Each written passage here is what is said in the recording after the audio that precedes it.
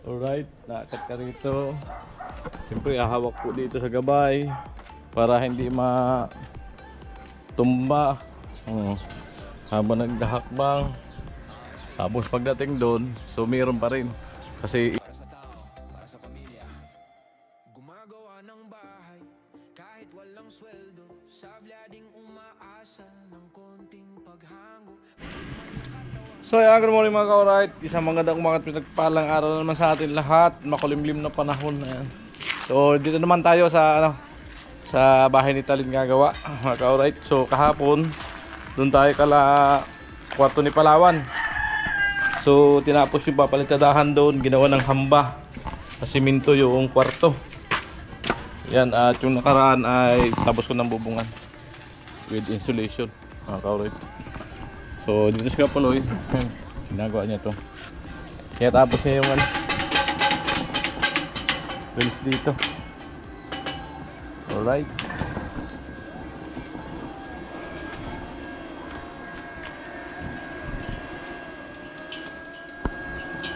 Dito, kaangat ka rito. Sa Paloy. Kukuha rin ako ng binta galing. Oo, mabinta ka rito po. Alright. Kasi para ano, delikado yung bata dyan. Delikado ang bata. So ito, ready na i-tiles. Alright. Yan natin kung makapag-umpisa tayo today. Yan.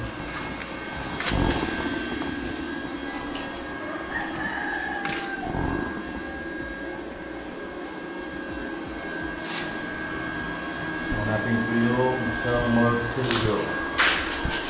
Ayan. Ayan rin yung mga umbok-umbok. Ayan. Alright.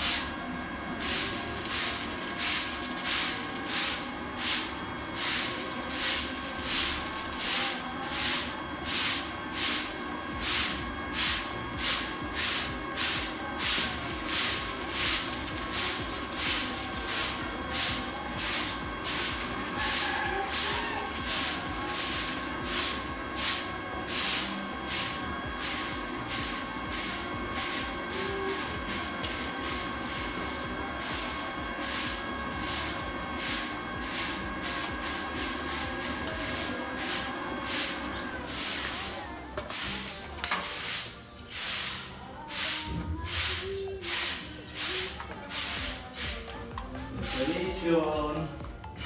Artiles. Alright.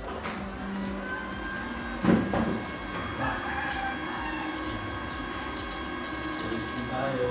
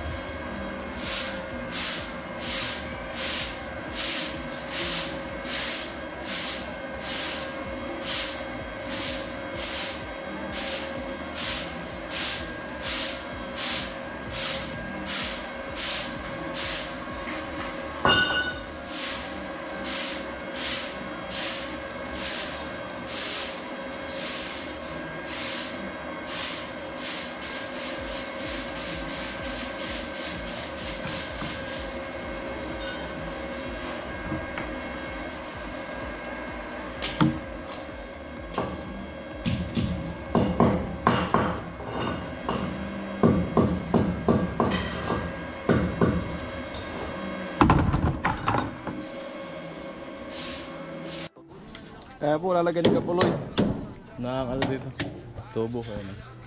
Dalawa yan, baba taas. Tipan na. Alright.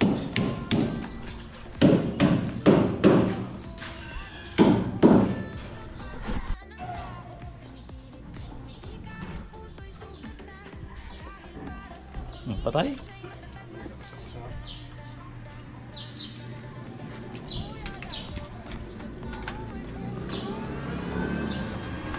Alright. Okay na. Kaya po, kanamitan ng Kapuloy dito. So, square bar, kulang. Bibili pa mamaya. Square bar. Alright.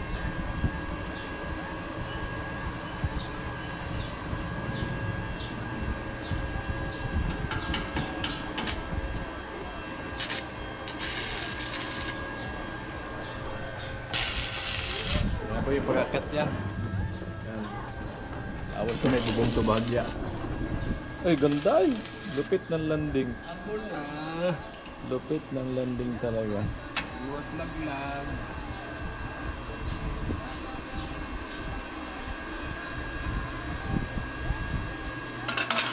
Solve na solve. Pwede pang lagyan ng isang urupuan dyan. upuan. Tara tambay.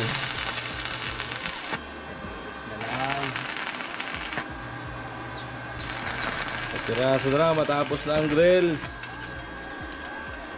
Parang tourist din to. Gabay. Ganda baga. Gabay. Gabay para sa kaunlaran.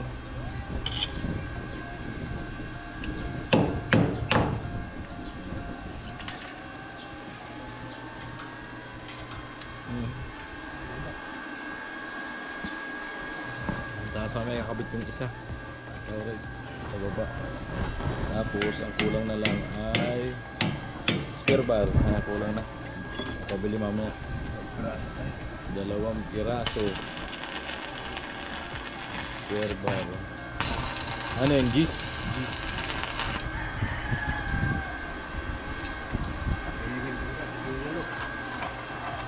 Dalawa, tatlo. Yun lang. Yung dinala ko dun, ubos din eh. Dinala ko dun kaya ano. Sakto lang. Ito naman dyan. Pang-ispat lang ano. Kita yung pader ah.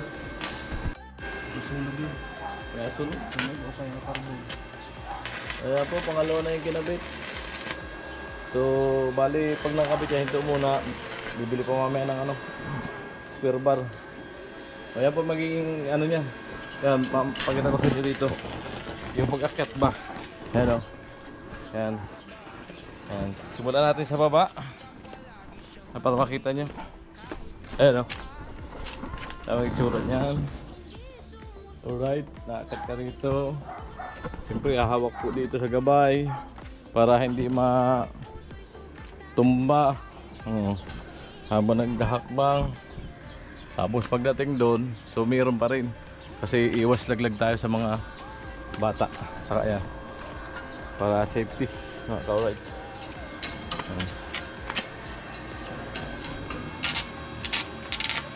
Alright. Kunti na lang yan. Mga dalawang piraso na lang. Dalawang spare bar. So yan, at kinuha ko na eskwala dito. Yung eskwala doon ng magiging tiles, kinuha ko na. So ayan ay magiging suro sa gilid. So 40 dito sa kanto. Ayan. Ayan, magiging suro ko na sa gilid. So dire-diretso na lang ito. Kaya na susundan ko. So kailangan magbistay. Ayan, magbibistay ng buhangin. Ayan mga ka-alright. Tapos simento. Kasi may makapal dito. Gagamitan namin yung dry pack, bagya. Doon sa bandang manipis, puro adhesive siya. Kasi pag pinuro namin adhesive to, napakagastos po nito. Napakalaking halaga maubos sa adhesive. Ano kasi ito eh, yung hindi naman totally na pinantay talaga ng husto yung pagkaka-slab flooring. Kung sa ano bagay, hindi naman na kinuha talaga yung pinakang level talaga. Kaya may mga part na lubog, may part na malalim. So, kaya ang style namin ay gagawin namin ng dry pack bahagya. Ayan. Tapos, yun nga, adhesive.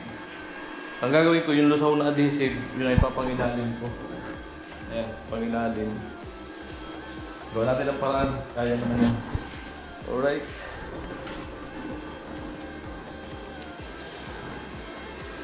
So, siyempre, kailangan ko ng filter dito, mamaya. So, magbibis tayo, maghahalo. Ayan, tapos yung grinder nasira pa. Paggamit pa ni Kapuloy. So, mamaya tayo mag-umpisa pagkakain ng tanghali. Mag-tiles mga ka-alright. Ayan o. At least, naka-layout ko na po yan, may susundan na ako.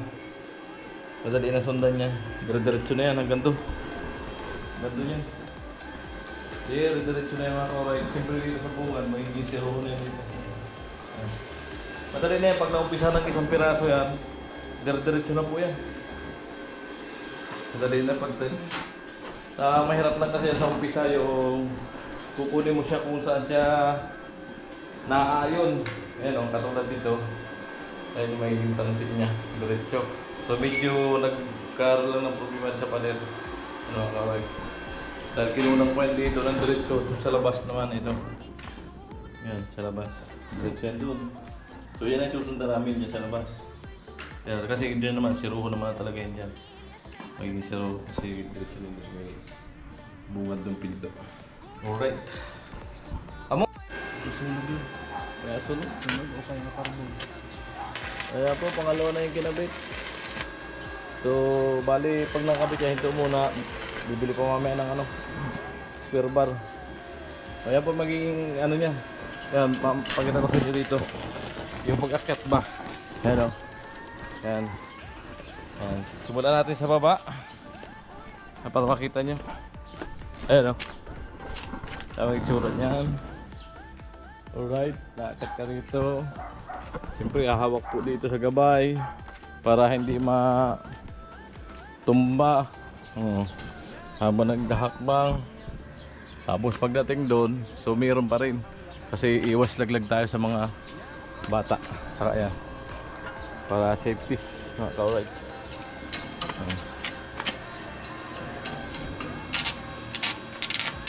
Alright. Kunti na lang yan. Dalawang piraso na lang yan. Dalawang square bar. So yan, at kinuha ko na eskwala dito. Yung eskwala doon ng magiging tayo. Kinuha ko na. So ayan yung magiging suro sa gilid. So 40 dito sa kanto. Ayan. Ayan, magiging suro ko na sa gilid. So diretso na lang ito. Kaya na susundan ko. So kailangan magbistay. Ayan, magbibistay ng buhangin. Ayan mga ka-alright. Tapos simento. Kasi may makapal dito. Gagamitan namin yung dry pack, bagya. Doon sa bandang manipis, puro adhesive siya.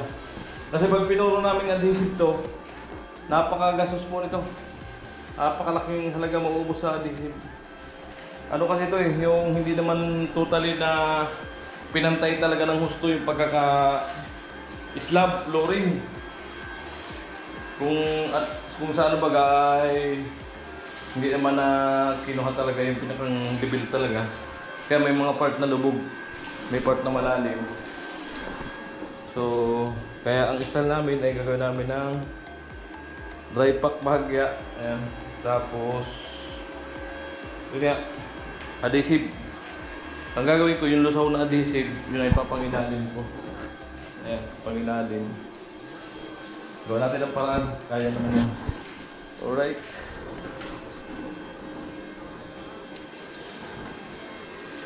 So, siyempre, kailangan ko ng helper dito mamaya. So, magbibis tayo, maghahalo. Ayan, tapos yung grinder nasira pa. Paggamit pa ni Kapuloy. So, mamaya tayo mag-umpisa pagkakain ng tanghali. Mag-tiles mga ka-alright. Ayan o. At least, naka-layout ko na po yan. May susundan na ako. Madali na sundan yan. Dire-diretso na yan hanggang to. Ganda yan. Diretso na yung mga ka-alright. Siyempre dito sa bungan, magiging siruho na yan dito. Madali na yan. Pag naumpisa ng isang piraso yan, dire-diretso na po yan. Madali na pag-tiles. Mahirap lang kasi sa umpisa yung kukunin mo siya kung saan siya naaayon. Ayan o, katulad dito. Ayan yung magiging tansin niya. Diretso. So medyo nagkaroon lang ng problema sa pader. Ano kawag. Dahil kinunang point dito ng diretso. Sa labas naman ito. Yan, sa labas. Diretso yan doon. So yan ang susundan namin dyan sa labas. Yan, kasi dyan naman, siruho naman talaga yan dyan. Magiging siruho kasi diretso lang dyan. May bungad ng pinto. Alright. Amo. So yan mga ka-alright. Bumagay talaga yung sliding yun. Ganda. Pero, makita ko lahat. Dito pa. Uy, lupit. Yung pinto, nakaabang na. Soldado eh, kakabit na yung kapuloy. Wow! Panda talaga. Pagkawala pang mamaya. Alright. Pag wala pang bakal, yan ang tirahan yung kapuloy. Pinto. Alright! Abang kayo sa aking pag-tiles. Alam na, nagbili na ako ng rubber mallet ko.